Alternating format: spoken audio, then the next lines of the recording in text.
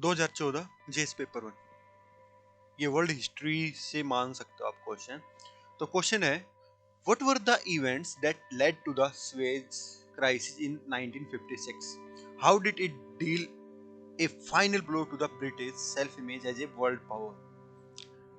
इसने ये बोला कि जो सुएज नहर अपनी सुएज नहर, अब उसकी क्राइसिस का क्या लफड़ा था भाई 1956 में, और उसका जो भी आया फाइनल जो आउटकम आया, उसने जो ब्रिटेन की सेल्फ इमेज थी वर्ल्ड पावर को, उसको कैसे डेंट कर दिया।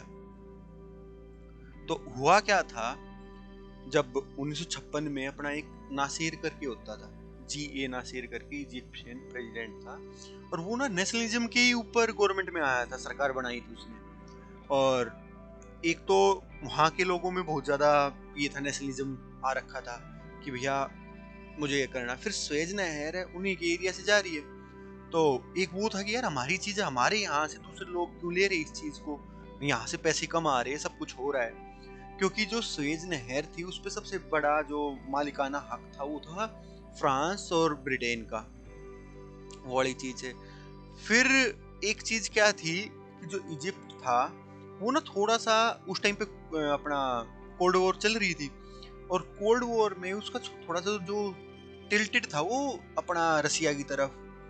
तो एक ये भी फैक्टर था कि अमेरिकन थोड़ा इस टाइप की सिचुएशन क्रिएट हो रखी थी कि ज्यादा अगर अमेरिकन इजिप्ट पे दबाव बनाते तो वो बिल्कुल अपना रसिया के कॉर्नर पे जाके खड़ा हो जाता। फिर अपना इजिप्ट और इजराइल का तो है ही बहुत मतलब अच्छा रिश्ता नहीं है। तो ये कई सारे फैक्टर्स थे जिसकी वजह से स्वेज नहर का काम चालू हुआ। देखो इसमें हुआ क्या था, सबसे पहली बात तो हमारा जो प्रेसिडेंट था नासिर साहब, वो आए थे नेशनलिज्म के ऊपर। उनको ये चाहिए था कि हमें भैया देश का भला करना, देश का भला करना, तो सबसे बड़ा पॉइंट दिख रहा था उनको स्वेज नहर। उसने इस चीज को भी इग्नोर कर दिया कि भैया स्वेज नहर को छोड़ो, हम ना एक मतलब उसने प्रपोजल दिया कि हम ना एक डैम बनाते हैं जो कि अपना इजिप्ट में पानी वगैरह का काम करेगा। बट ब्रिटेन वगैरह ने फंडिंग देने के लिए मना कर दिया कि भैया, उसके पीछे का लॉजिक ये था कि तुम रशिया से ही ले लो ना, कि रशिया की तरफ आप इतने टिल्टेड हो तो वहीं से ले लो। तो और फंडिंग बंद कर दी। उससे क्या हो गया कि सेंटिमेंट जाग गए, एंटी ब्रिटेन सेंटिमेंट। तो उन्होंने क्या किया, स्वेज नहर का नेशनलाइजेशन कर दिया कि ये भैया हमारी है, तुम्हारा कोई मालिकाना हक नहीं है। अब क्या हुआ, क्या जो ब्रिटेन था उसका हक था, एक तो वो चिढ़ गया। दूसरा फ्रांस था, उसका भी मालिकाना हक था, वो चिढ़ गया। इजराइल तो वैसे ही 36 का आंकड़ा है, वो ऐसे ही है।